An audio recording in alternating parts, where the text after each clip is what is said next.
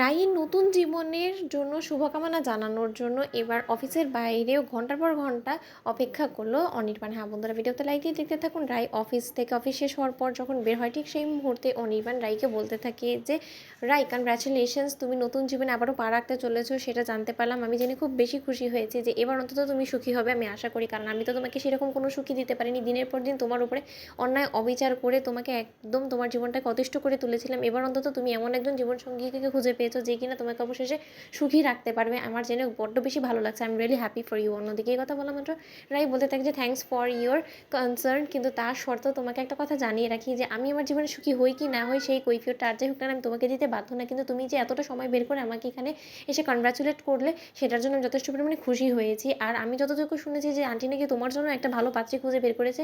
Congratulations to you too. Anirban তখন অনির্বাণ বলতে থাকে যে আমার বিষয়ে বেশ খবর রাখছো দেখি, এখনো পর্যন্ত তুমি আমাকে চিরতরে ভুলে যাওনি, তাই না? তাই নতুন জীবনসঙ্গীকে এখনো পর্যন্ত আমার জায়গাটা হয়তো বা দিতে পারোনি পুরোপুরিভাবে। কারণ যদি দিতে পারতে তাহলে হয়তো বা আমাকে এত সহজে মনে করতে পারতে না, আর আমার জীবন সম্পর্কেও এতটা খবর রাখতে পারতে না।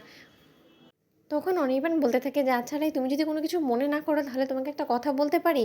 তখন রাই বলতে থাকে যে বলো, কি বলতে চাও? যদি কোনো ভালো বুদ্ধি হয় তাহলে দিতে পারো, কিন্তু এছাড়া যদি কোনো রকম কোনোভাবে আমাকে উত্তেজিত করার চেষ্টা করে তাহলে আমি রিয়েলি ভেরি সরি, আমি এই কথা শোনার জন্য একদমই রাজি না। তখন অনির্বাণ বলতে থাকে যে শুনেছি যে তোমার জন্য যে পাত্র ঠিক করা হয়েছে সেটা নাকি মোটেও তোমার যোগ্য না।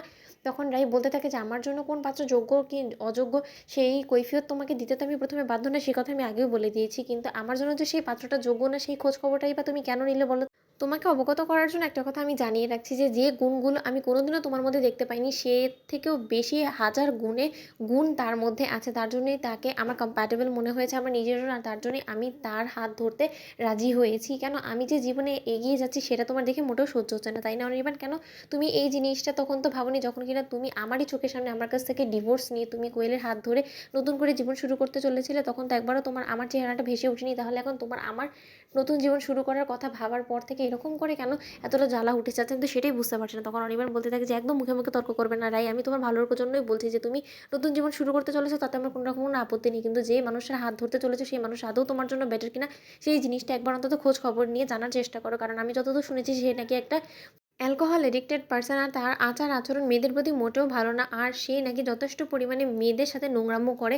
এত কিছু জানা সত্ত্বেও তুমি ওই মানুষটার হাত ধরতে চাইবে বলো? তো তার জন্য আমার মনে হলো যে তোমাকে সাবধান করে দেওয়াটা বেটার। কারণ আমাকে তুমি বিয়ে করে যতটুকু জ্বালা যন্ত্রণা না সহ্য করছো তার থেকে দ্বিগুণ পরিমাণে তাকে বিয়ে করে তোমাকে পস্তাতে হবে। তাই তোমাকে আমি বলে দিচ্ছি যে প্লিজ তুমি ওই ছেলেটার হাত ধরে আর জীবনে নিজের অশান্তি ডেকে আনো না। তুমি প্লিজ একটু ভেবেচিন্তে নিজের বিয়ের সিদ্ধান্তটা নাও। তখন রাই বলতে থাকে যে আমি ওকেই বিয়ে করবো, পারলে আটকাও। তো বন্ধু, ভিডিও ভালো লাগলে লাইক, শেয়ার, সাবস্ক্রাইব করতে ভুলো না।